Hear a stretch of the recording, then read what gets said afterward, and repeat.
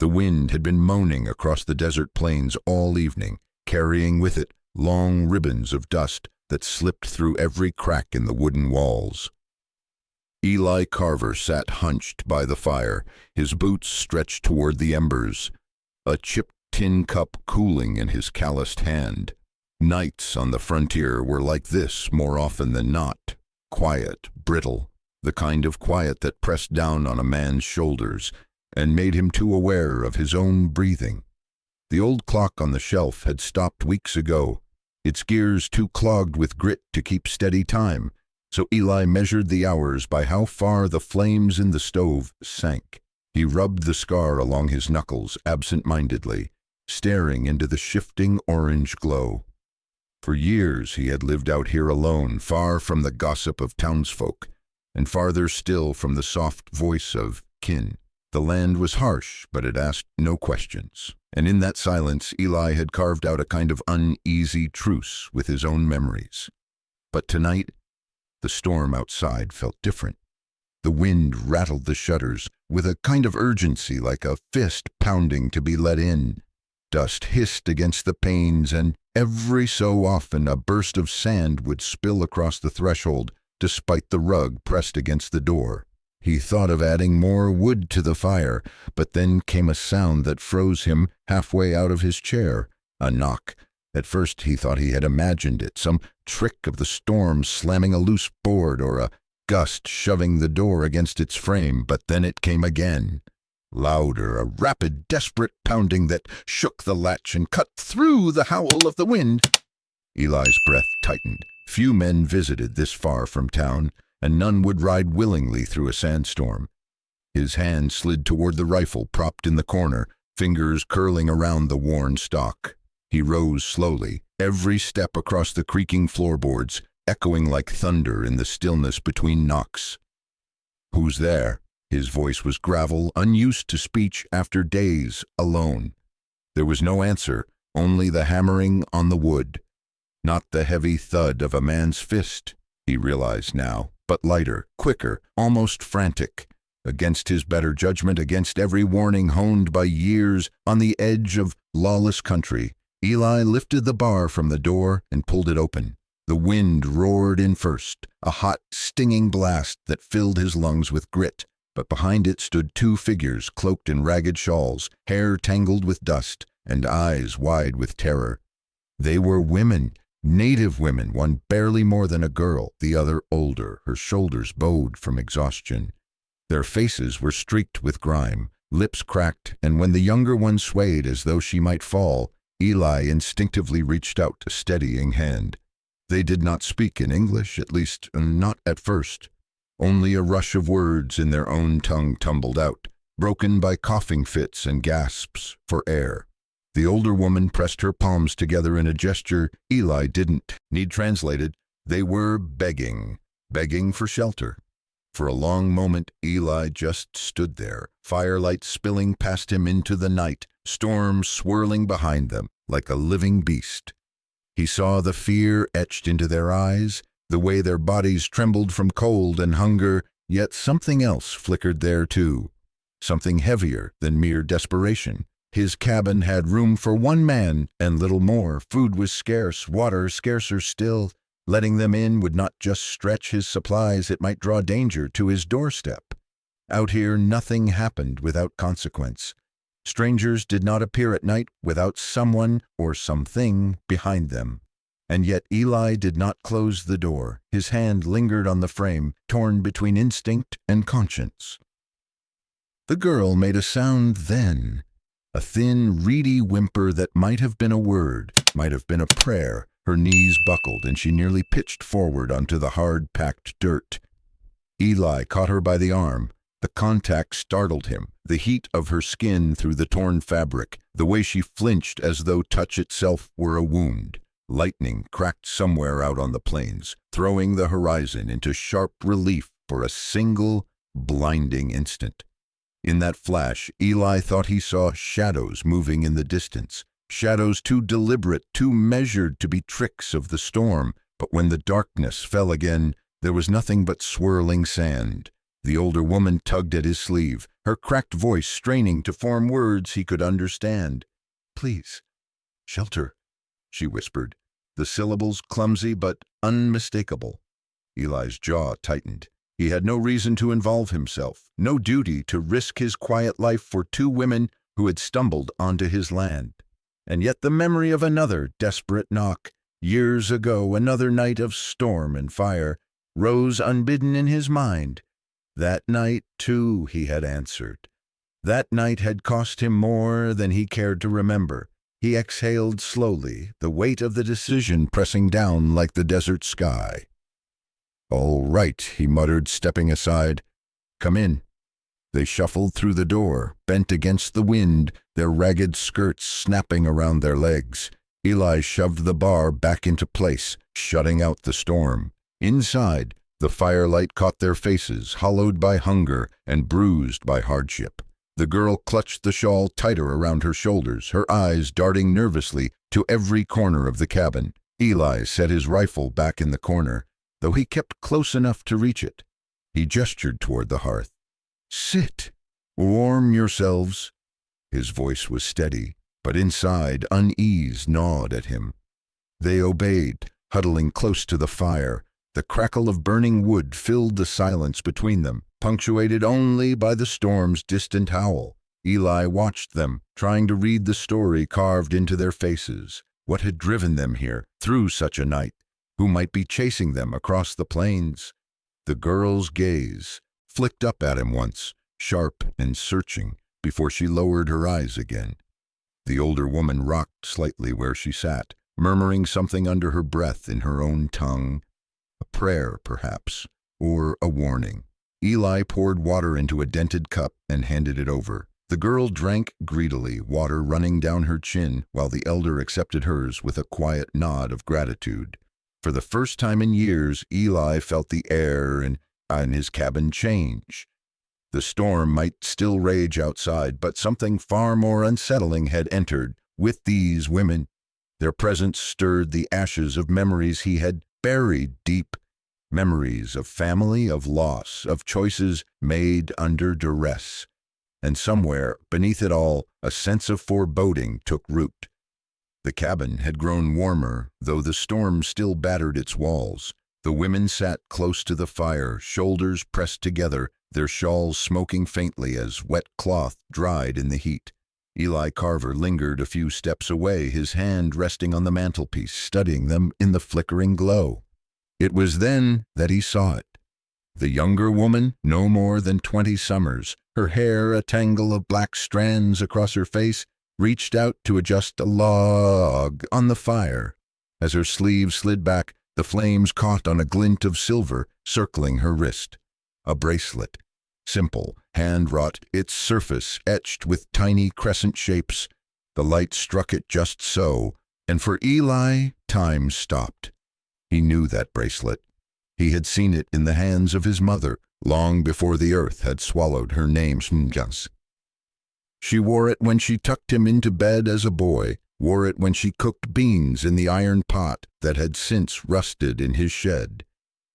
He remembered the way it jingled softly when she reached across a table, the way it glimmered in the sun the day she disappeared. The people of town had whispered their theories in hushed tones, that she had been taken by raiders, that she had run off with a man who wasn't his father, that she had wandered into the desert and never returned.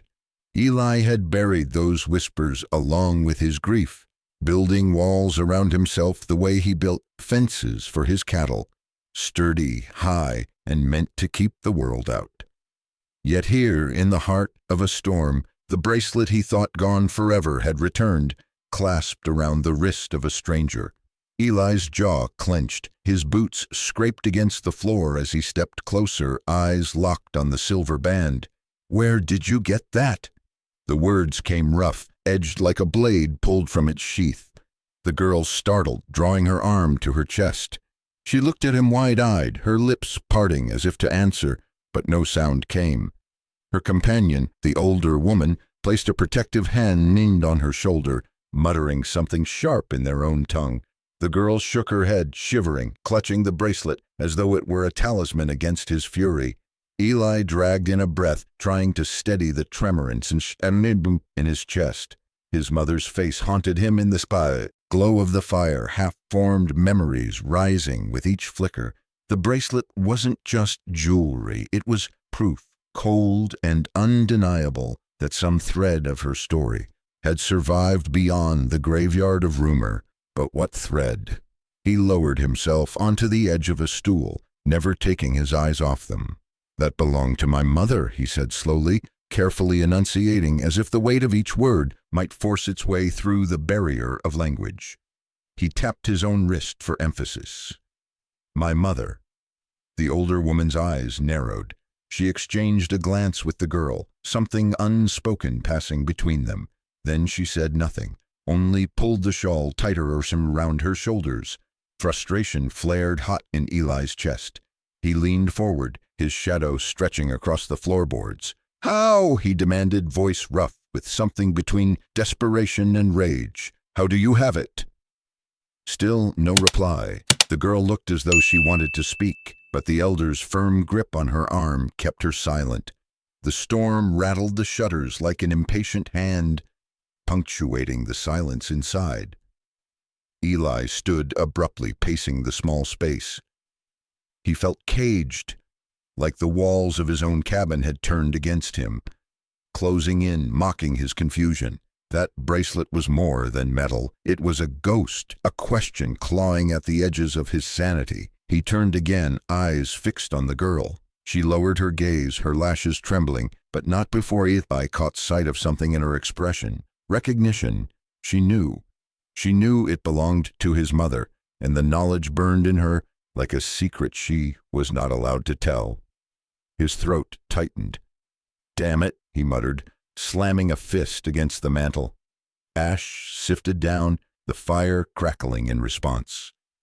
The women flinched, and guilt pricked him instantly. He wasn't the kind of man who frightened women, but the weight of the past, the storm outside, the unanswered questions, it all bore down on him until he felt his breath hitch in his chest. For years, Eli had convinced himself that his mother was gone beyond recall, that no answers would ever come. He had lived with that emptiness, made a home out of it, built fences around the silence. But now that emptiness had cracked open. He sank onto the stool again, burying his face briefly in his hands. The flames danced before him, shadows crawling across the cabin walls, whispering memories of laughter long since extinguished. When he looked up, the girl was still watching him. This time her gaze did not dart away. For a heartbeat, their eyes locked, and Eli saw something more than fear there. Sorrow, recognition, perhaps even guilt. The bracelet glimmered between them like a bridge neither dared cross. Eli exhaled hard. "If you know something," he said, voice quieter now, "you owe me that truth." The girl's lips parted, but the older woman gave a sharp shake of her head, silencing her once more. The moment broke, leaving Eli staring into the fire, his thoughts a tangle of questions that clawed for answers. He had opened his door to strangers. Now, staring at the silver circle that had belonged to his mother, he realized he had opened something else as well, the door to a past he thought long buried. The storm outside screamed on, but inside the cabin another storm had begun. Eli Carver pushed the door shut against the storm, the heavy bar clattering into place.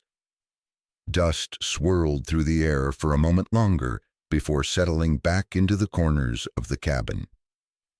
The silence that followed was thick, broken only by the crack and pop of firewood in the hearth. The two women huddled near the blaze, clutching their ragged shawls around them. Eli moved slowly, his boots scraping the worn floorboards as he fetched the kettle from the shelf. He filled it with water from the barrel, set it on the stove, and tried not to stare too openly. But the firelight betrayed them all, spilling across every shadow and revealing what little the storm had hidden. The girl's shawl slipped from her shoulder as she leaned forward, and Eli saw the torn fabric of her dress clinging to her skin. Beneath it, dark stains spread across the cloth, blood dried and fresh alike. Her arm trembled as she reached for the tin cup he offered. She drank greedily, water spilling down her chin, each swallow a sound of desperate survival. The older woman accepted hers more slowly, her hands shaking so badly the rim of the cup clicked against her teeth. She winced when she tried to straighten her back, and Eli caught sight of a gash across her ribs, the skin angry and raw. It wasn't just exhaustion that had driven them to his door, it was wounds, brutal and unhealed. Eli crouched beside the fire, his face half lit, half shadowed. He didn't speak. Years of solitude had trained him to listen first, to weigh every silence as much as every word. The women exchanged a look, then tried to gesture. Their hands moved in broken motions. One pointed to her back, the other drew shapes in the air that made little sense. They were trying to explain, trying to beg. He shook his head, frustration biting at him. "I don't understand," he muttered, though his tone softened despite himself. He reached for a rag from the shelf, poured water over it, and set it down in front of them. "Clean yourselves," he said, motioning with his hand. The girl hesitated. Then slowly she took the rag and pressed it to her shoulder. The hiss of pain that left her throat was thin and sharp, a sound that made Eli's gut twist. She tried to stifle it, biting her lip, but the truth was plain. She had been running on fear and strength alone. The firelight painted their faces, flickering across the lines of hardship, illuminating every bruise, every cut. Eli watched as the older woman dabbed at her companion's arm with shaking hands. Blood seeped anew, dark against the cloth, and for a heartbeat he considered fetching his box of bandages. But another voice inside him whispered caution. Strangers brought trouble. Strangers with wounds meant someone else's violence was not far behind. The girl's eyes met his then, large, dark, and filled with something that went beyond fear. Terror had many shades, and Eli recognized this one. It was not the terror of the storm, nor even the pain of wounds. It was the memory of something worse, the kind of horror that did not leave when the bleeding stopped. He swallowed hard, leaning back on his heels. The fire snapped, spitting sparks that rose and died in the chimney. The smell of blood mixed with smoke, sharp and iron-heavy. His cabin, once a place of barren solitude, now felt invaded by ghosts of violence he had not yet seen. "Who did this to you?" Eli asked quietly, though he doubted they would answer. The older woman froze mid-motion. Her eyes darted to the door, then to the window, then back to Eli. She didn't speak, but her silence was louder than words. Someone had done this, someone close, someone who might still be out there in the storm. Eli set his jaw, rising to his feet. He moved toward the small chest beneath his bed, dragging it open with a grunt. Inside lay strips of cloth, a jar of alcohol, a needle and thread. He had patched his own skin enough times to know that leaving wounds untended was a death sentence. Carrying the supplies back to the fire, he knelt before them again. He held out the jar, pointing to the wounds. "This will burn," he said slowly, "but it will keep you alive." The girl flinched, clutching the bracelet at her wrist, as though it alone could protect her. The older woman gave a slow nod, resignation in her eyes. Eli uncorked the jar and soaked the rag, the sharp scent of alcohol filling the room. He cleaned their wounds carefully, each touch brisk but measured. The girl's breathing came fast and shallow, her body stiff as wood, but she did not pull away. The older woman bit down on a strip of cloth as he pressed against the gash in her side. The cabin filled with the muffled sounds of pain and the steady rhythm of Eli's work. When it was done, he sat back on his heels, wiping his hands on a clean rag. The women sagged in exhaustion, their bodies trembling but cleaner, safer than before. The firelight danced across their faces, and in that shifting glow Eli saw not just two strangers, but two survivors carrying more than just wounds of the flesh. He leaned his forearm on his knee, studying them. Their eyes, dark, haunted, looked not just at him, but through him, as though they were still trapped in some memory too fresh to escape. Whatever they had endured had not ended at his threshold. It had followed them here, and it was only a matter of time before it came knocking again. And there, in the quiet crackle of fire and the whisper of wind against the cabin walls, Eli felt the first stirrings of a question he did not want to ask. Had he just saved them, or doomed himself? The fire popped, sending sparks into the air. The girl pulled her shawl close again, though her hand lingered on the bracelet at her wrist, a reminder of a truth Eli wasn't ready to face. For now there were no answers, only wounds, silence, and the weight of this fear that clung to them all. And as he looked at them, trembling and scarred, Eli knew that every choice he made from here on would carry the weight of their eyes. The storm outside had softened to a low moan, though the cabin walls still trembled with each gust. Eli Carver sat opposite the two women, the fire snapping between them like a living judge. He could still smell the sharp tang of alcohol from dressing their wounds, the faint copper of blood lingering in the air. Silence pressed hard on the room, the kind that made every crack in the timber sound louder, every breath seem heavier. The younger woman sat hunched forward, shawl drawn tightly, eyes hidden beneath her tangled hair. The older one rocked slowly on her haunches, lips moving in a rhythm too soft for Eli to catch. Her face, deep-lined and weathered by years of hardship, looked carved from the same stone as the desert cliffs outside. Yet now, in the shifting light, Eli saw something else break through that hard mask. Tears. At first it was only a glimmer, a wetness gathering at the corner of her eyes. She pressed her lips tight as though willing the storm inside her to remain hidden, but then her shoulders began to tremble. Her breath came ragged. The dam burst. She covered her face with both hands, her body shaking with sobs so raw they seemed to tear from the pit of her soul. The girl turned quickly, alarmed, but the elder waved her off, as if insisting this was a grief long delayed, a truth that could not be silenced any longer. Eli felt a strange unease creep into his chest. He had seen women cry before at funerals, in times of hunger, at the edge of graves. But this was different. This was not mourning the present. This was mourning something buried in the past. When at last the older woman lifted her face, her eyes glistened shushed in the firelight. She reached across the space between them, her hand shaking as she pointed at the bracelet around the younger woman's wrist. Her finger lingered there, hovering like a trembling arrow before shifting to Eli. Eli frowned, his brows knitting. "The bracelet?" he asked, tapping his own wrist to mimic the motion. She nodded, her lips parting, and then, in halting English, the words stumbled out. "This... your mother." The air in the cabin seemed to vanish all at once. Eli's heart stopped, then surged into his throat. "What did you say?" The woman pressed her palms together as though in prayer before touching the bracelet again. "Your mother, not gone?" "No." Her voice cracked, but the words carried enough weight to shake him.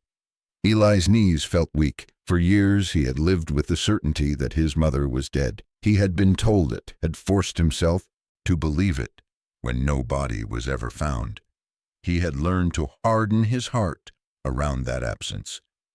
And now, this stranger, this wounded woman, was unraveling that entire scaffold of grief with a few whispered words. "She's alive." The question tore from him, half desperate, half afraid to hope. The woman shook her head quickly, then pressed her hand flat over her heart, her tears spilling freely now. "I walked with her long ago. She lived then. She not die that night." Her voice broke on the last word, a sob choking her throat. Eli sat stunned, gripping the edge of his chair so tightly, his knuckles blanched white. Images flickered unbidden, his mother's smile as she served cornbread, the soft humming she carried while sewing by lantern light, the sudden emptiness when she was gone, and now this woman claimed she had survived. The younger girl clutched the elder's arm, speaking rapidly, in their own tongue, but Eli heard nothing except the thunder in his chest. Why? He swallowed hard. His voice was hoarse. Why are you telling me this? The elder met his eyes, her gaze a storm of sorrow and defiance. Because, truth heavy, she lifted her hands, miming the weight of something unbearable. Too heavy for us, alone. Eli leaned back, running a hand down his face. The fire crackled mockingly, the storm outside just shifting against the shutters. His mind wrestled with the impossible. Had his mother truly walked away from death? Had she lived among these people, far from the home she had left behind? If so, why had she never returned? Why had she never come for him? The bracelet gleamed again, as if to remind him it was no illusion. It was proof, carved in silver, heavy with memory. Proof that his mother's story had not ended where he thought it had. The girl, silent until now, shifted closer to the elder. Her eyes flicked up at Eli, wild-eyed and glistening, before falling again. She wanted to speak. He could see it in the tightness of her jaw, the way her lips pressed together. But the elder's hand clamped gently but firmly over hers, silencing her. Eli exhaled hard, fighting the ache that swelled in his chest. The storm inside him was louder than the storm outside now. Anger, confusion, grief, and a dangerous flicker of hope tangled together, until he could no longer tell one from the other. For the first time in years, his solitude felt pierced by something deeper than loneliness. It felt pierced by truth. The older woman lowered her head again, tears sliding down her cheeks. Her words no more than a whisper. Your mother. She never die. And with that, the room seemed to tilt. The past he had buried was no longer a grave. It was a door swinging open, its hinges screaming with rust. Eli sat in silence, his breath heavy, his eyes burning. He could not decide whether to rage at them, beg them for more, or collapse beneath the weight of what he had just heard. The night had settled into a fragile stillness, broken only by the hiss of sand against the window panes and the soft crackle of the fire. For a while, Eli Carver thought perhaps the storm itself had grown tired of its own rage. The younger woman, exhausted, leaned against the wall with her eyes half closed, while the elder sat staring into the flames, her face a mask of secrets and sorrow. Eli poured himself a swallow of water, though it did little to ease the dryness in his throat. He could not shake the words that had just been spoken, the claim that his mother had not died, that her story stretched beyond the grave he had imagined for her. The silver bracelet glimmered again when the girl shifted, and it sent another ripple through his chest. Questions crowded him, pressing against the silence like wolves at the edge of firelight. Then he heard it. A low, rhythmic sound carried faintly through the night air. At first it blended with the groan of the wind, almost hidden beneath the hush of dust sweeping across the plains. But his ears, trained by years of lonely vigilance, caught it and held it. A hollow beat, steady, approaching, hoofbeats. Eli froze, the tin cup halfway to his lips. He set it down carefully, his hand already reaching for the Winchester propped by the hearth. His heart thudded once, hard, and then again, faster. Out here at this hour, no rider meant safety, no rider meant peace. A rider at night could only mean trouble. The women seemed to sense it too. The elder's head lifted sharply, her eyes narrowing toward the shuttered window. The younger one stiffened, clutching the shawl tight, her gaze darting like a cornered deer. Their fear spoke volumes before a single word left their lips. Eli crossed the room in slow, measured steps, his boots making no more noise than the shift of timber under strain. He parted the curtain with 2 fingers and peered into the storm. At first there was nothing but swirling sand, ghosts of dust chasing each other across the moonless dark. But then, movement. A shape against the horizon, just at the edge of sight. A rider, then another, then more. Shadows on horseback sliding along the rim of the land, like predators circling prey. He let the curtain fall back, jaw tightening. They found you, he muttered, almost to himself. The elder woman shook her head furiously, whispering words in her tongue, then gesturing toward the window, toward the darkness that pressed against them. Eli understood little of the speech, but he didn't need translation. Whoever had hurt them, whoever they had fled from, had not given up the chase. And now that danger had reached his land, his cabin. He lifted the Winchester from its place by the fire. The weapon felt familiar in his grip, as much a part of him as the scar on emptying his knuckles. He checked the chamber with steady fingers, though his heart pounded loud enough to drown out the storm. Each click of metal was a prayer spoken not with lips but with steel. The women huddled together, their eyes wide, the fire casting them in stark relief against the rough wooden walls. Eli caught that look, the unspoken plea that had first been hammered against his door. Only now it carried something sharper, desperation laced with dread. They knew what those hoofbeats meant. They had heard them before. He moved to the door, pressing an ear to the wood. The hoofbeats grew louder now, echoing across the ground with the certainty of men who believed no one could stop them. Shadows flickered across the window slats, faint but unmistakable. There were more than two, more than three, a group, riders circling like wolves, scenting blood. Eli backed away, his breath slow, his voice low. "You brought them here." The words were not accusation so much as resignation. The truth had finally ridden out of the storm, just as he'd feared when he first opened the door. He looked again at the bracelet, at the memory it stirred, at the fragile thread of hope tangled around his heart. That bracelet had tethered him to them, drawn him into their story, and now that thread might choke him. The fire popped, startling the younger woman. She pressed herself closer to the elder, whispering frantically. Eli ignored it, his eyes narrowing toward the shadows sliding around his home. He had fought off wolves before, coyotes, even desperate men trying to steal cattle. But this was different. These riders were not prowlers of opportunity. They were hunters, and Eli, whether he liked it or not, had just become part of their hunt. He eased the rifle to his shoulder, sighting along the barrel, even though the wall stood between him and the enemy. It steadied him, calmed the storm in his veins. Whatever waited outside, he would meet it head on. That was the way of the frontier. The hoofbeats slowed, spreading out, the riders forming a loose ring. The silence between each strike of hoof against dirt grew heavier, more deliberate.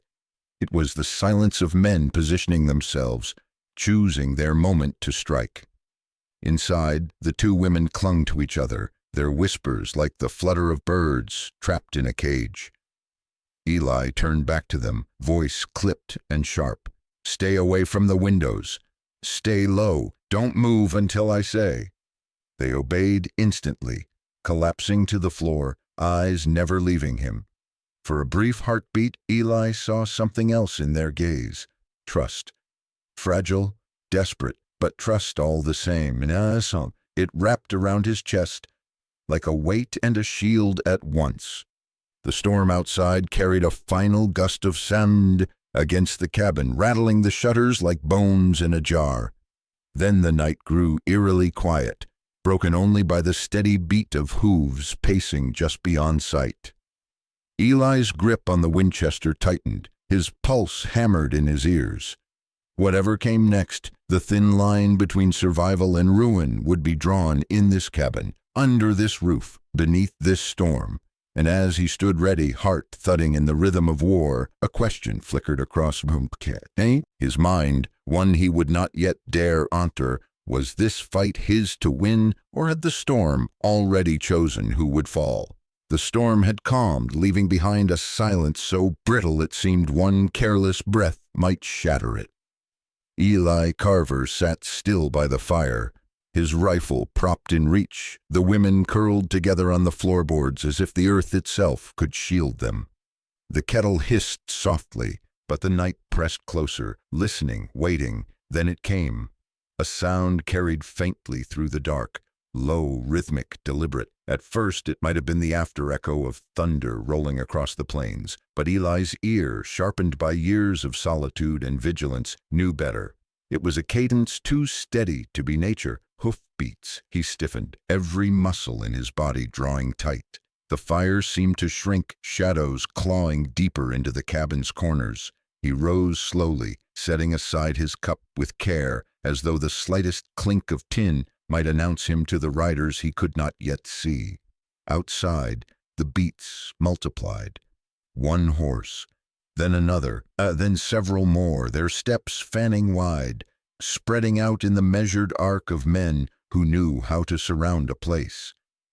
He could almost feel them, faceless figures pressing against the horizon, cloaked in the dust that still hung heavy in the storm's wake. The younger woman gasped, her hand flying to the bracelet at her wrist as though it could shield her from what approached. The elder clutched her arm and whispered sharply in their tongue, rocking back and forth in a rhythm Eli recognized. Not panic, but dread, a dread too familiar, the kind that comes only when a nightmare has returned. Eli crossed the room in 2 strides, his boots silent on the boards. He reached for the Winchester resting against the hearth. His hand slid along the stock, fingers curling into grooves, worn smooth by use. The weapon came alive in his grasp. An old companion rising from slumber, he moved to the window and parted the curtain with 2 fingers. Dust still swept the land, but beyond it, shapes, ghost-like, blurred but real. Riders shifting in and out of view, their outlines cutting against the faint glow of distant lightning, a ring of shadows tightening around his home. Eli let the curtain fall, jaw clenched, heartbeat drumming in his ears. He turned back to the women. Their eyes were wide, locked on him, as though he alone stood between them and the darkness outside. "They've found you," he muttered. The words came heavy, bitter with the taste of inevitability. The elder shook her head, speaking quickly, but Eli caught little. Still, her gestures told him enough, pointing to the door, to the window, to the storm, warning him, begging him. He didn't need language to know what it meant. Whoever they had run from was here. His grip on the rifle tightened.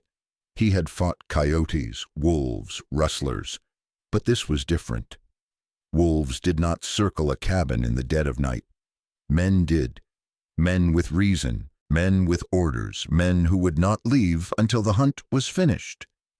The hoofbeats slowed, spacing out, each strike of iron against dirt, deliberate, echoing through the floorboards. They were spreading wider, forming a ring, waiting.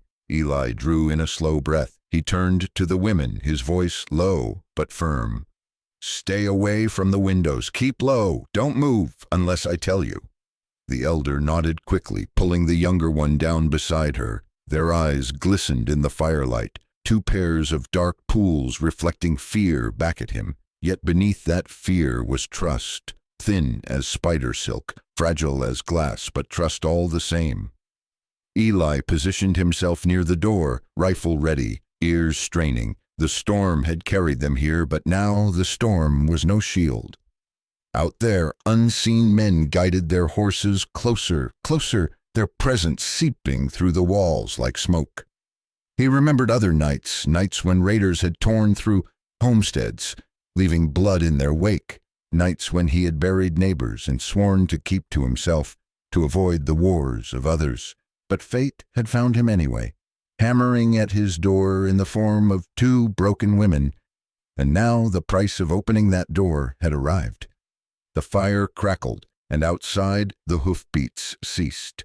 Silence, the kind of silence that meant eyes were watching, fingers resting on triggers, men waiting for a sign. Eli lifted the Winchester, his cheek settling against the stock, his breath steadying. The next choice he made would mark the line between survival and ruin, between solitude and something far heavier. The cabin seemed to shrink with every passing second, its walls pressing in as if the weight of the night itself bore down on them. Eli Carver stood by the door, Winchester in hand, the silence outside thick as tar. Then, through the faint slit of the shutter, he caught a glimpse, shadows shifting against the storm's dying veil. The elder woman gripped the younger's hand, her body trembling. She lifted her arm and pointed, her fingers shaking like a dry reed caught in the wind. Her lips formed words he could not follow, but her meaning was clear enough. "They are here." Eli leaned closer to the window, careful not to draw attention. His eye traced the horizon where faint figures wavered in the dust. Then one rode closer, the shape cutting sharper against the pale glimmer of moonlight breaking through the clouds. Recognition struck him like a hammer. Jeb Rollins. Eli's breath caught in his throat, his chest tightening as though he'd been punched. It couldn't be, not Jeb. Yet there he was, older now, but unmistakable.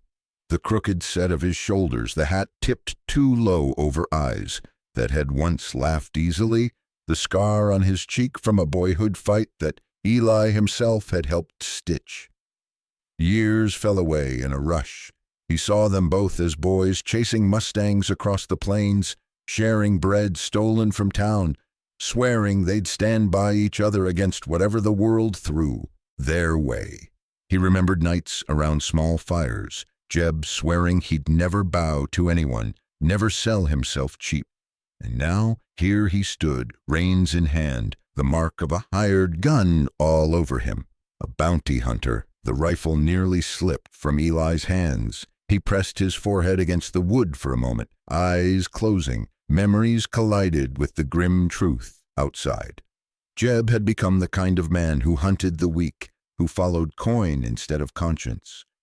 And worse, he was leading the men that circled Eli's cabin like vultures. The women saw his reaction, the way his shoulders sagged with recognition. The elder whispered something low, urgent, her eyes boring into him, searching for an answer in the lines of his face. Eli turned from the window, voice low and ragged. "I know him." The words tasted like ash. The younger woman's eyes widened, confusion and fear mixing as she clutched the bracelet tighter against her wrist. The elder spoke again, firmer this time, her hands slicing the air in a gesture that carried across any barrier of language. Danger, betrayal. Eli's mind churned. Why Jeb? Why here? What tie bound him to these women that he would ride out in the middle of a storm to hunt them down? There were too many questions, and each one cut deeper than the last. He risked another glance outside. Jeb sat astride his horse, surveying the cabin with a predator's patience. Around him 6 men shifted in their saddles, rifles glinting faintly when lightning flashed far off. They were waiting, perhaps deciding whether to storm the place outright or let fear rot its way into Eli's bones before striking. But Jeb's gaze lingered on the cabin. It was too focused, too deliberate. Eli knew that look. It was the same look Jeb had worn years ago when tracking a wounded deer, silent, unrelenting, waiting for the perfect moment to end the chase. Eli's stomach turned. To be hunted by strangers was one thing. To be hunted by the ghost of your own past was something else entirely. He stepped back from the window, pressing his free hand against the mantel to steady himself. His heart pounded like the hoofbeats still echoing outside. 1,000 memories clawed at him, pulling him in 2 directions. Part of him wanted to fling the door open and demand answers, to drag Jeb into the firelight and ask how far he had fallen. Another part of him knew the truth. Jeb had chosen this path, and men who chose such paths rarely turned back. The elder reached for him, her fingers brushing his sleeve. Her eyes glistened with tears and warning alike. She needed him to understand. These were not just riders, they were executioners, and among them, his old friend was the sharpest blade. Eli lowered his head, gripping the Winchester tighter. "Jeb Rollins," he whispered, the name both curse and lament. The younger woman tilted her head, as if trying to catch the weight of that name in his voice. But Eli said no more. His throat was too deep. tight, and the past had risen too heavy against the present.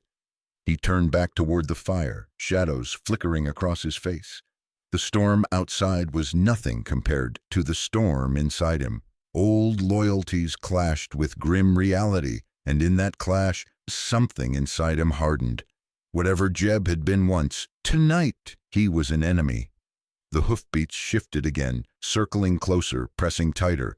Eli raised his rifle, every sense alive, every muscle taut.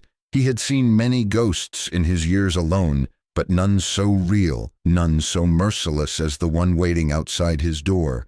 And for the first time in a long while, Eli Carver prayed, not for himself, but for the strength to face the man he had once called brother. The cabin had never felt smaller. The air inside was heavy, thick with the scent of smoke, sweat, and something unspoken that pressed against Eli Carver's chest like a stone. Outside, hoofbeats circled in the dirt, sometimes fading, sometimes drawing near again. They were patient men out there, waiting for fear to do their work. Eli knew the rhythm of hunters. He had once been one himself, tracking game across canyons and plains. You waited, let silence fray the mind of what you pursued, until they broke without you firing a shot. Now, he was the one inside the snare. The two women crouched close to the fire, their faces pale in its flickering glow. The elder's lips moved in silent prayer. Her hands clutched tight around the younger's arm. The girl leaned into her companion, eyes wide, fixed on Eli with something between trust and desperation. The silver bracelet glinted again on her wrist, a reminder of his mother, of everything he thought long buried. Eli's mind turned circles faster than the men outside could ride them. If he sheltered these women, Jeb Rollins and his band wouldn't stop until they tore the cabin apart. Blood would spill, his, theirs, or both. He'd seen enough fights to know how these odds ended. One man against a pack was suicide. But if he forced them out, he glanced at them again, trembling in the firelight. Sending them away would be no choice at all. They would last minutes, maybe less. The riders would claim them, drag them back into whatever hell they had escaped, and Eli would be left with nothing but silence again. Silence and the weight of betrayal, not just of strangers, but of something deeper. The bracelet seemed to burn against his vision. He remembered his mother's voice, gentle and steady, calling him in from the fields, telling him that a man was only worth the choices he could live with. If she had lived among these people, as the elder claimed, then turning them out would be more than cowardice. It would be cutting off the last thread to her memory. Eli's gut twisted. He set the rifle across his lap and sat heavily on the stool. The fire spat sparks as if mocking his hesitation. He had lived years keeping to himself, never entangled in the mess of others. Solitude was safe. Solitude was quiet. Solitude was survival. But solitude had never carried the sound of his mother's name in the night. He rubbed a hand across his face, the stubble rasping against his palm. He thought of Jeb Rollins again, the boy who had once stood beside him against the world. Could he walk out there now and talk sense into him, bargain for peace? No. Jeb's eyes had already told him the truth. Those were not the eyes of a friend. They were the eyes of a man who had chosen coin over conscience. The elder spoke softly then, her words broken but clear enough. Please, safe, safe. There was no safety to give, not truly. But Eli heard his mother's echo in that word, and it settled into him like a nail driven deep. He looked between the two women. Their fate, and perhaps his own, hung on what he would do in the next breath. To protect them meant war. To abandon them meant surrender, not only of them, but of the memory of his mother. His hand tightened on the Winchester. He exhaled through his teeth, a sound sharp enough to slice the silence. "All right," he muttered, though the words weighed more than any bullet. "You'll stay." The elder's eyes widened, tears pooling again. The girl pressed her shawl to her mouth, muffling a sob. relief mixed with fear in their faces, a fragile hope trembling like the flames before a draft. Eli rose to his feet. He moved to the window, peering out once more at the circling shadows. The riders waited still, their patience stretching across the night like a snare pulled tight. Jeb was among them, a ghost from a past Eli could never outrun. But Eli's choice was made. If it was a fight they wanted, it was a fight they would get. His mother's words rang in his head again. A man is only worth the choices he can live with. And though he could not yet see the dawn, Eli knew this choice would follow him to the end of his days. The night pressed harder against the cabin walls, the fire snapping as if to keep courage alive where words could not. Eli Carver stood near the door, rifle close, his breath steady but heavy. Outside, riders circled like wolves, patient and sure. Inside, silence weighed heavier than the hoofbeats. It was then the elder woman stirred. She reached beneath her shawl, her hands trembling, and drew out a folded scrap of cloth, old, frayed, its edges worn smooth from years of handling.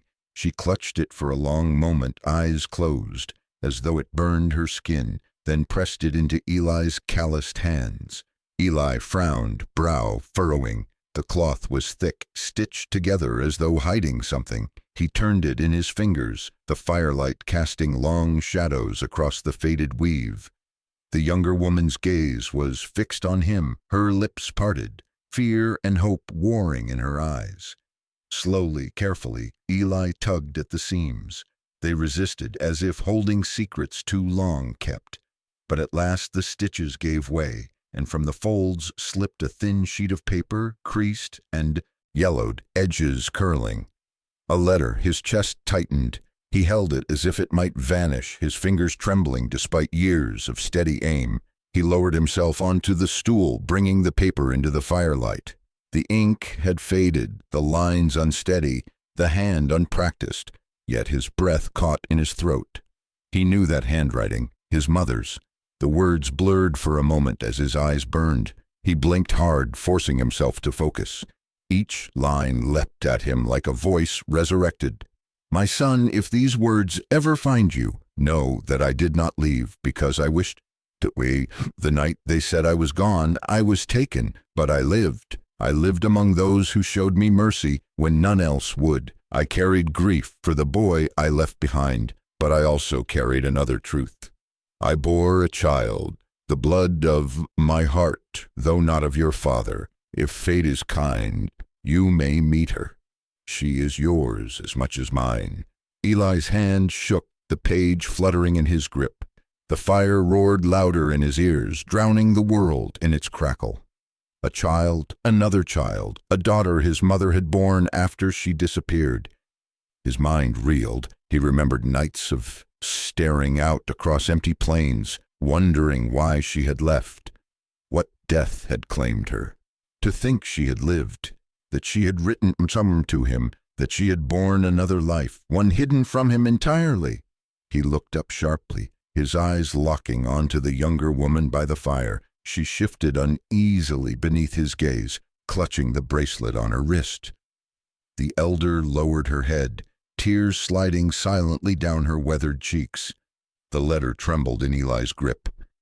This is her," he rasped, his voice rough as gravel. The elder nodded once, slow and solemn, Eli's chest constricted. He stared at the girl. No, not just a girl. If the letter spoke truth, she was blood of his blood. His sister, a bond he had never known, suddenly thrust into his hands like a burning coal. Outside, hoofbeats cracked against the earth, riders shifting in their saddles. Jeb Rollins was still out there, waiting, circling, tightening the noose. But for the moment, Eli barely heard them. The storm outside was nothing compared to the storm inside. He lowered his eyes to the letter again, tracing the shaky letters with a finger. Each word carried the weight of years stolen, choices made in shadows, love buried beneath silence. His mother had lived, she had written. She had tried in her broken way to bridge the distance. and now that bridge had led straight to his cabin. He folded the letter carefully, as though it were sacred scripture, and pressed it against his chest. His breath came ragged, uneven. Everything he thought he knew about his mother, about the emptiness of his past, had cracked open. The women waited, silent, watching him. The fire painted their faces in gold and shadow, their fear softened now by something else. Expectation. They had carried this secret through storms and blood, and now the weight of it rested in his hands. Eli rose slowly, the paper still clutched tight. His rifle leaned against the wall, but for the first time it felt lighter than the words he carried. He looked at the younger woman again, truly looked, and in the shape of her eyes he thought he saw an echo of his mother's. His throat closed. He swallowed hard, steadying himself. The choice he faced was no longer just about two strangers at his door. It was about blood, family, a truth carried across years and sealed in cloth. The riders outside shifted again, the faint jangle of spurs breaking the night. Time was running thin, but within the cabin Eli's world had already changed forever. The letter still trembled in Eli Carver's hand when the world outside came crashing in. For hours the riders had circled like wolves, their patience stretching thin. Now all at once the storm broke, not of dust and wind, but of men. The cabin door shuddered under a sudden blow, then another. The women cried out, clutching each other against the floor. Eli dropped the letter onto the table, snatching up the Winchester, his pulse hammering in his ears. The third blow splintered the wood, the latch cracked, and then, with a roar of hoofbeats and boots, the door burst inward. Dark figures surged through the threshold, faces shadowed beneath wide-brimmed hats, rifles and pistols flashing in the firelight. The night erupted into chaos. Gusts of fire thundered. The first shot cracked like lightning, filling the cabin with smoke and flame. Eli squeezed the trigger, the recoil slamming against his shoulder as the nearest rider staggered back, blood spreading across his shirt. Another man lunged through the doorway, firing wild. Bullets tore splinters from the log walls, whistled past Eli's head, showered sparks from the hearth. The women screamed. The younger clutched her shawl, dragging the elder toward the far wall. Eli shouted, "Down!" and fired again, his shot blasting the pistol from a man's hand, sending it skittering across the floorboards. The cabin became a storm within a storm. Smoke thickened, curling in black ribbons through the firelight. The acrid tang of gunpowder stung Eli's eyes and throat. Every breath burned, every sound doubled. The crack of rifles, the thud of boots, the roar of men shouting orders lost beneath the chaos. A figure burst through the window, glass and wood scattering in shards. Eli swung the butt of his rifle, the crack of bone echoing as the intruder crumpled against the table. Another man surged in behind him, revolver drawn, eyes cold. Eli dove sideways, a bullet carving through the sleeve of his coat. He rolled, came up on one knee, and fired. The man fell, his hat spinning into the fire, where flames devoured it hungrily. The cabin shook as if the fight itself might tear it apart. Sparks flew from the hearth, catching on the rug, licking at the boards. Shadows danced wildly across the walls, making it seem as though the cabin itself was alive. With rage, the women huddled in the corner, the elder shielding the younger with her body. Their cries cut through the roar, reminding Eli of why he stood his ground. He bared his teeth, fury boiling in his chest, and fired again, dropping another shadow to the floor. But they kept coming. A boot crashed against the table, knocking the lantern to the ground. Flames spilled, hungry tongues racing across the wood. The air grew hotter, smoke clawing at lungs already burning from powder. Eli coughed, eyes watering, but his hands stayed steady on the Winchester. The doorframe shook again as more men forced their way inside. One raised a shotgun, barrel gleaming in the firelight. Eli dove behind the hearth as the blast tore through the room, wood and brick exploding into shards.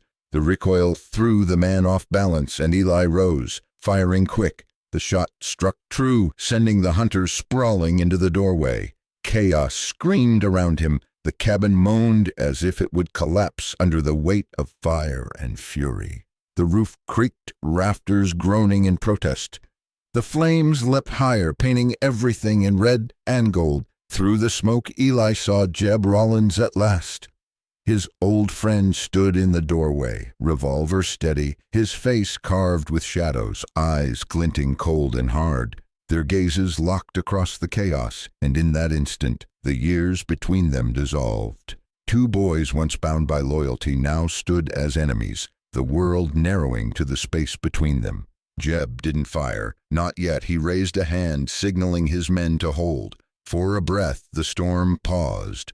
Gunfire silenced by the weight of recognition. Eli's chest heaved. Sweat mingled with smoke on his brow. The rifle felt heavier now, not from battle but from the truth, pressing down on his soul. His mother's letter lay forgotten on the table, curling in the heat, the ink threatening to fade as flames crept closer. The women whimpered in the corner, their eyes flicking between Eli and the man who once was his brother. The fire roared higher, beams crackling, sparks raining down. Outside, the horses stamped and snorted, restless with the scent of blood and flame. Then, as if the night could bear no more silence, a pistol cracked. A bullet screamed past Eli's ear, embedding in the wall. The spell shattered. Gunfire erupted again. Eli fired back, the rifle kicking against his shoulder, smoke swallowing the room once more.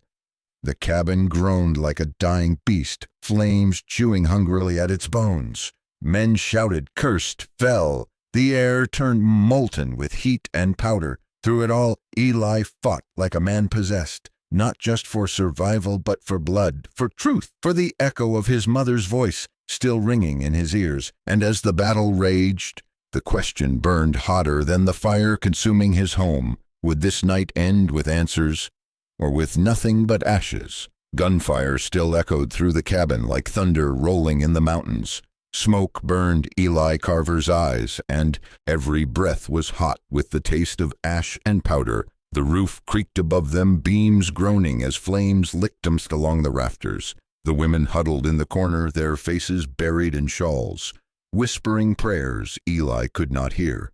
Then through the chaos, Jeb Rollins stepped forward. The men behind him held their fire, waiting, watching. Jeb's revolver hung steady at his side, but his eyes, cold, sharp, unyielding, were fixed on Eli. The storm of battle seemed to fall silent around them, as though the past itself had stepped between the bullets. Eli's Winchester sagged for a moment. He looked at Jeb, at the man who had once been his shadow, his brother in everything but blood. Dust and flame carved shadows across Jeb's scarred face, highlighting the years between boyhood laughter and the killer standing before him now. "Why, Jeb?"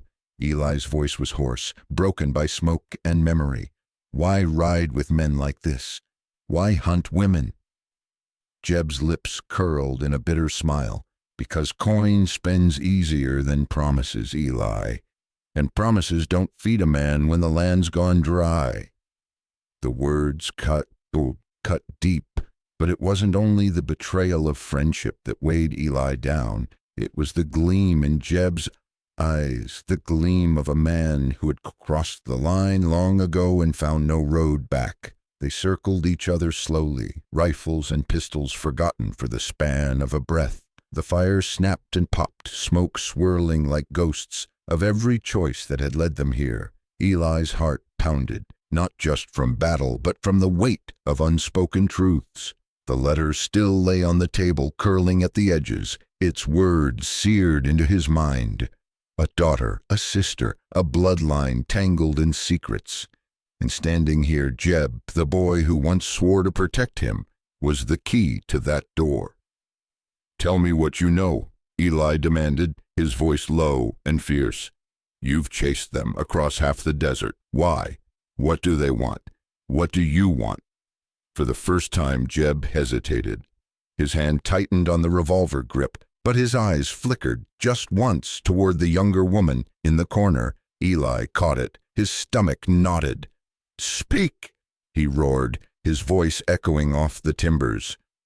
Jeb's mask cracked, the sneer faltered, and from his lips tumbled words that struck like a hammer blow. "Your mother," he spat, though the words shook. "I saw her, Eli.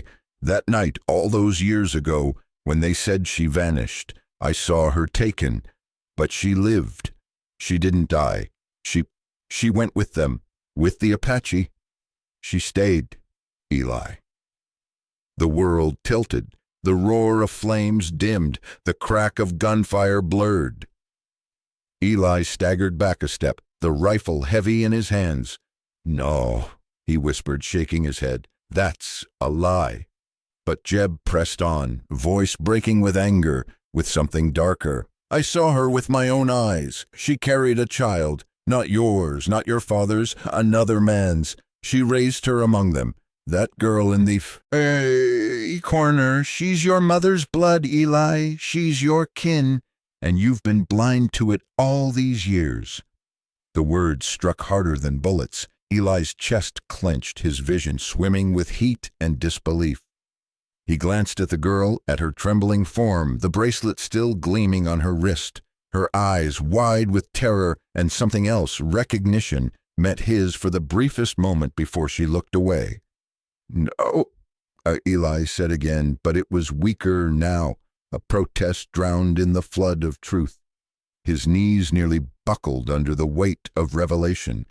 The fire roared louder, smoke clawing at his throat, but all he could hear was Jeb's voice, echoing like thunder inside his skull. "Your mother lived. She bore another child. This girl is your blood." The betrayal cut two ways now. Not just Jeb's, but his mother's, or what he thought was hers. Every memory twisted, every unanswered question sharpened, and through it all, the truth gleamed as sharp as the bracelet's silver. His family had never been what he believed. The cabin trembled as another blast shook the wall, bullets tearing splinters from the beams. The women screamed again, pressing flat to the ground. Men shouted outside, urging the attack forward. But for Eli, time had slowed, narrowing to the words that had just torn his world apart. Jeb's revolver rose, but not in haste. His hand was steady, his voice quieter now, almost pleading. "Stand aside, Eli. Don't make me put you down. She's worth more than you can imagine. You think those women carry only their own blood? No, they carry legacy. They carry power, and I aim to collect it." Eli's teeth clenched. Rage, grief, and disbelief tangled in his veins. He had thought himself alone in the world, carved from solitude and silence.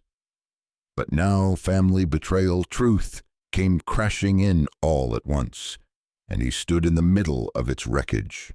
His Winchester rose again, steady despite the storm inside him. His voice, when it came, was raw but unshaken. "You should have stayed dead in my memories, Jeb. It would have hurt less." For a breath, the old friendship lingered in their eyes. Then the fire snapped, a bullet screamed, and the night dissolved back into chaos. The night had turned into a furnace of smoke and fury. Gunfire rattled the walls, bullets whined through cracks, and the cabin groaned as if each beam carried the weight of hell itself. Eli Carver fought like a man born for the storm, his Winchester roaring in defiance, each shot answered by another from outside. The women cowered in the corner, shadows trembling against the fire-lit walls. Then came the shot that should have ended him. Jeb Rollins raised his revolver, his face twisted by firelight, his aim steady as iron. Time slowed. Eli saw the muzzle flash bloom like lightning, felt the moment stretch as death barreled toward him. But before the bullet struck, a figure moved. The younger woman leapt from the shadows, her shawl flying like torn wings. She threw herself into Eli's path, her arms outstretched, her body a fragile shield against the storm of violence. The shot rang out, deafening in the close space. She staggered. The sound of impact was sickening, cloth tearing, flesh giving way. She gasped, the cry sharp and short, and then blood blossomed across her dress, spreading like a dark flower in the firelight. "No," Eli roared, his voice breaking as he caught her in his arms. The Winchester clattered to the floor, forgotten. He lowered her gently, his hands already slick with her blood. Her body trembled against him, but her eyes, those eyes, were wide open, locked on his, and in them he saw her, his mother. The shape of the eyes, the depth of them, the way they seemed to carry sorrow and strength all at once. It was the same gaze that had watched him as a child, that had sung him to sleep, that had vanished into silence all those years ago. It was no trick of the fire, no trick of grief. The truth shone in those eyes, undeniable as the blood soaking his hands. She was his sister. Eli's breath caught in his chest. The letter's words crashed through his mind again, his mother's trembling confession of another child. And now, with her blood hot against his skin, the truth burned into him. This young woman, this stranger who had knocked at his door in the storm, was kin, flesh and blood. "Hold on," he begged, his voice raw. "Don't you leave me now, don't you leave me." The elder woman crawled closer, tears streaming down her lined face. She pressed her hands against the wound, trying to staunch the flow. Her lips moving in frantic prayer, Eli covered her hands with his own, forcing pressure, desperate for a miracle. But the girl shook her head faintly, her breath shallow, her lips parting. She whispered something in her own tongue, words Eli did not understand. Yet her eyes spoke the truth he needed no language for. She had given herself to save him, as if fate itself demanded the bond be sealed in blood. The battle raged around them, shots cracked, men shouted, the fire roared higher as sparks rained down from the ceiling. But in that moment, the world narrowed to just them, the wounded girl, the elder sobbing, and Eli clutching her as though he could anchor her soul with his bare hands. He bent close, his voice trembling. "You're mine, do you hear me? You're my blood, my sister." Her eyes softened, tears glistening, and she gave the faintest nod. Rage surged through Eli then, a fire hotter than the flames devouring his home. He looked up at Jeb Rollins, who still stood framed in the doorway, revolver smoking in his hand. The sight of him, the friend-turned-traitor, the man who had hunted his kin like prey, ignited something Eli had buried long ago. "You son of a bitch!" Eli snarled, his voice low but thunderous. He shifted the girl gently to the elder's care, then rose to his feet, blood dripping from his hands. He picked up the Winchester, his grip steady now, his heart no longer torn by doubt. The truth had chosen for him. This was no longer a fight for strangers. This was blood. The men outside pressed closer, shouting, their boots pounding the dirt. But Eli stood tall in the smoke and fire, his sister's blood marking him, his mother's memory driving him. The line had been drawn, and he would not retreat. The girl's faint whisper followed him even as he turned back toward the fight, the words weak but clear in his heart. "Brother." The fire roared, the night screamed with bullets, and Eli Carver, no longer alone, braced himself to kill or be killed for the blood that bound him. The battle ended not with a final shot, but with silence. The cabin reeked of gunpowder and smoke. Splinters of wood littered the floor, glass glistened in the firelight like shards of ice, and bodies, some sprawled still, some groaning faintly, lay scattered among the wreckage. The hunters, broken and bloodied, had lost their hunger. Those who still breathed stumbled back into the fading night, dragging their wounded with them, spurred on by the knowledge that Eli Carver would not fall. Jeb Rollins was gone.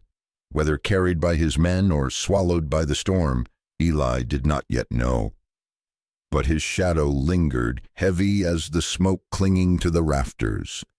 Eli lowered the Winchester at last, the iron weight of it dragging at his arms. His chest heaved with every breath, sweat and blood soaking his shirt. He leaned against the door frame, the cool night air rushing in to meet him. Outside, the first blush of dawn bled across the horizon, painting the plains in shades of rose and gold. Behind him, the women stirred. The elder knelt beside the younger, pressing torn cloth to her wound. The girl's face was pale, her breaths shallow, but her eyes remained open, locked on Eli with a stubborn fire that mirrored his own. He moved toward them, dropping to one knee. His hands, still stained red, pressed gently over hers. "Stay with me," he whispered me, the words hoarse, more prayer than command. The elder woman's voice broke the silence, low and trembling. "She... strong. She live?" The English was broken, but the meaning rang clear. Eli nodded, though doubt gnawed at him. His sister, his blood, lay between life and death on the same floor where he had lived alone for years. Yet in her eyes he saw not surrender, but the same fierce will that had carried their mother through fire and exile. He helped the elder lift her carefully, settling her onto the cot in the corner, wrapping her in every blanket he owned. The cabin smelled of smoke and blood, but in that moment the air shifted. The violence had ebbed, leaving something fragile, something new. Eli stepped outside onto the porch. His boots crunched over shattered wood, over bloodstains already drying black in the dust. He gazed out across the land, the wide expanse of desert stretching into the rising sun. Smoke curled from the cabin roof, but the horizon glowed clean, unmarred, endless. For years he had watched dawn break alone, each sunrise another reminder of solitude. But now, behind him, two women carried the truth of his past and the possibility of his future. One had borne witness to his mother's life among her people. The other carried his mother's blood in her veins. Together they had turned his cabin from a tomb into a home. The elder joined him at the doorway, her shawl wrapped tight, her eyes weary but steady. She pointed toward the rising sun, her voice soft. "New day." Eli nodded, the words sinking deep. New day, new life. He turned back toward the girl on the cot, her chest rising faintly beneath the blankets, her eyes still fighting to stay open. She was more than a stranger, more than a fugitive. She was his sister, his blood, the living echo of his mother's love. For the first time in years, Eli felt the walls around his heart shift. Loneliness, his oldest companion, stepped aside. In its place rose something he had thought long buried: belonging. He looked again to the horizon. The riders had fled, leaving only corpses and ashes in their wake. The land was scarred, but it endured. So would he, so would they. The sun rose higher, setting the plains ablaze with light. Eli drew a long breath, the weight on his chest easing with it. He had opened his door to strangers in the storm. Now, at dawn, they were no longer strangers. He stepped back inside, the cabin battered but still standing. He moved to the cot, pulling a stool beside it. The girl turned her head toward him, her lips parting in a whisper too faint for words, but her eyes, those eyes, spoke enough. "You're not alone," Eli murmured, the promise carrying more strength than any rifle. He reached for her hand, holding it gently in his blood-stained grasp. Not anymore. The fire smoldered low, the storm had passed, and dawn poured its gold through the broken windows. And for the first time in countless years, Eli Carver was not alone.